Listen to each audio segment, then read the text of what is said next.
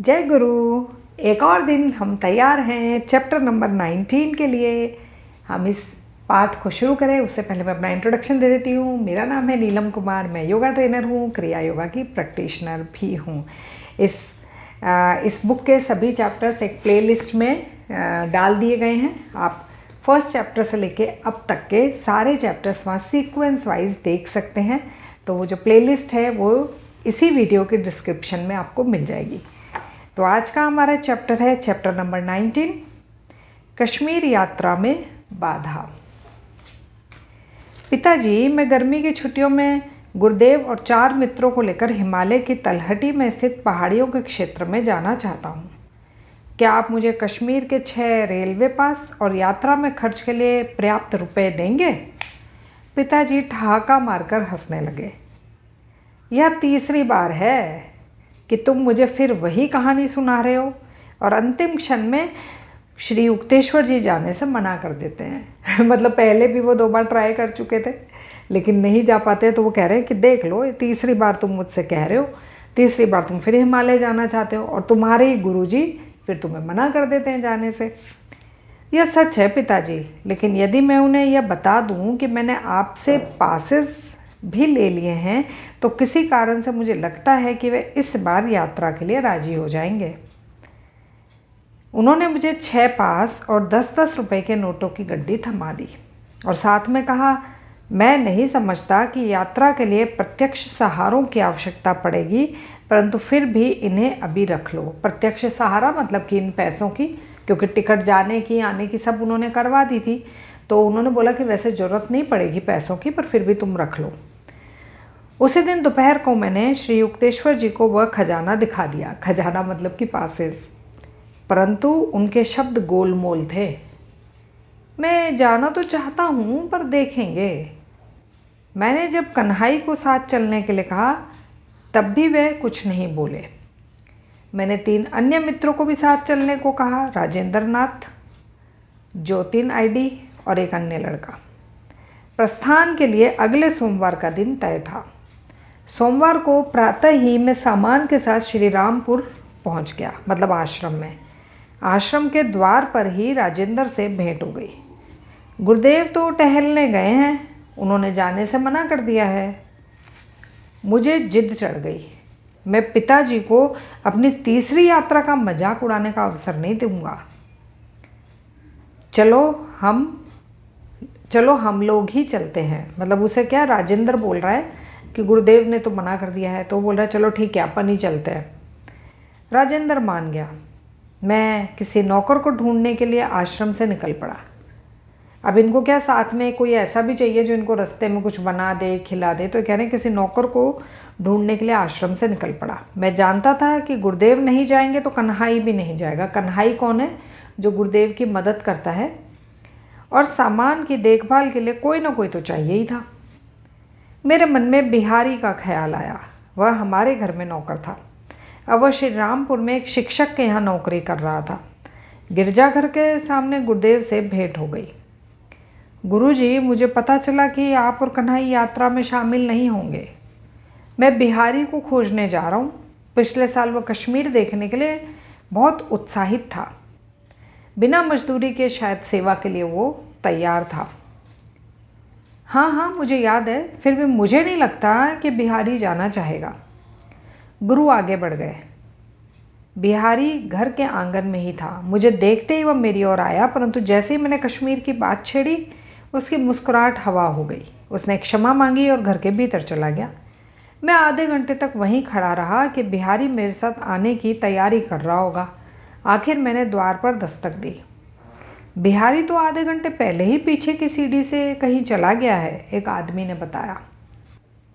मैं यह सोचते हुए वहाँ से चल पड़ा कि गुरुदेव का अदृश्य प्रभाव काम कर रहा था। गिरजाघर पार करते ही गुरुदेव पुनः बोल पड़े, तो बिहारी नहीं जाएगा? अब तुम्हारी क्या योजना है? मैं स्वयं को किसी जिद्दी बच्चे की तरह समझ रहा था। गुरुदेव, मैं अपने चाचा जी के पास जा रहा हूँ।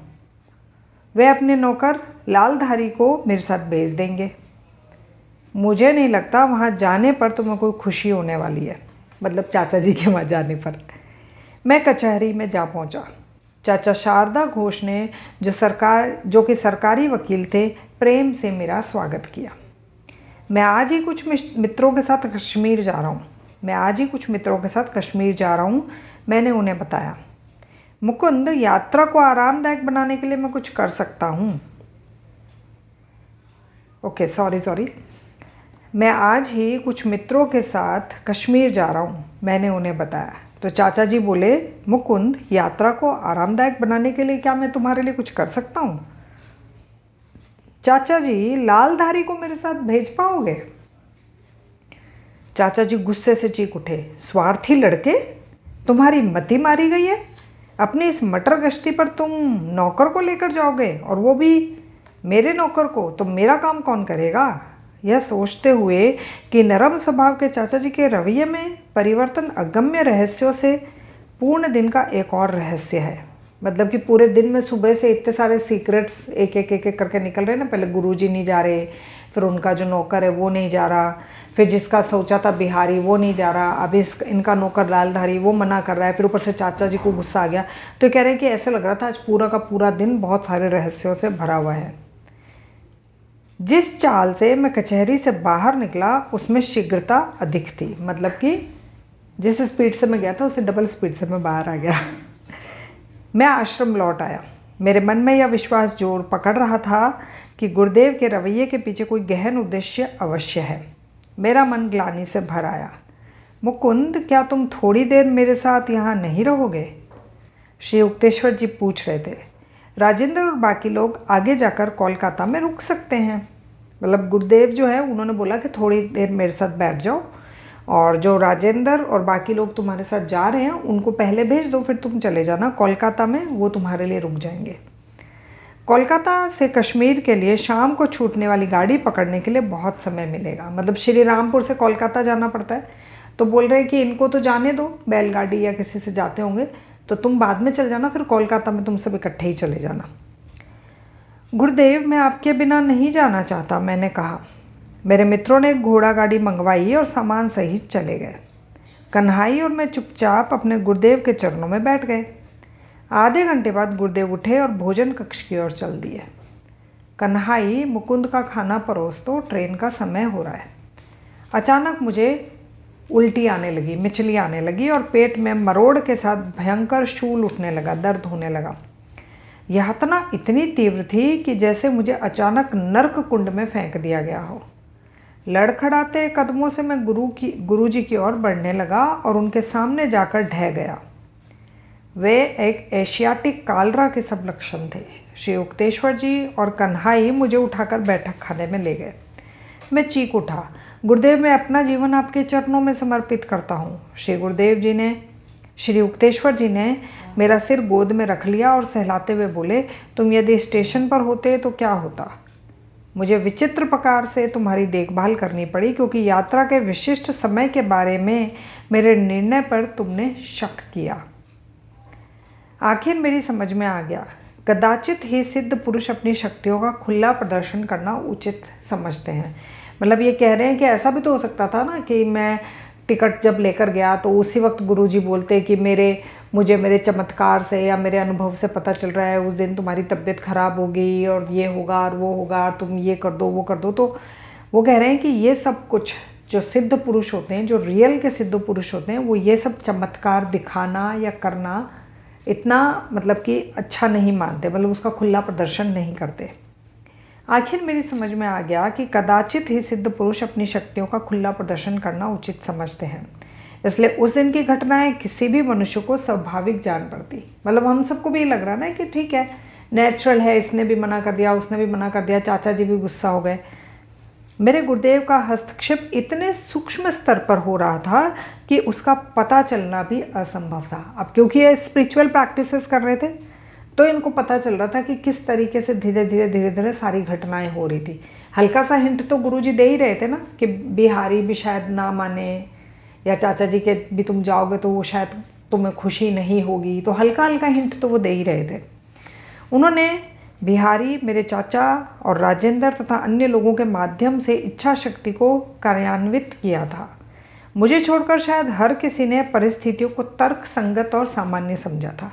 ये कह रहे मेरे अलावा सबको नॉर्मल ही लगा था, लेकिन मैंने बाद में जब ये शायद ये बुक लिख रहे हैं, ऐसा नहीं कि उसी वक्त हो सकता है इन्हें समझ में आया हो सकता है बाद में किसी दिन ध्यान में या फिर ये किताब लिख रहे हैं तब तक ये काफ़ी मैच्योर हो गए थे, काफ़ी प्रैक्टिसेस कर चुके थे, तो इन्होंने जब किताब लिखी तब तक ये समझ गए होंगे कि उस तरीके से भी हुआ था। और अब मैं समझ पा रहा हूँ कि वो सारा गुरु जी की जो पावर्स हैं उन्हीं की वजह से हुआ था।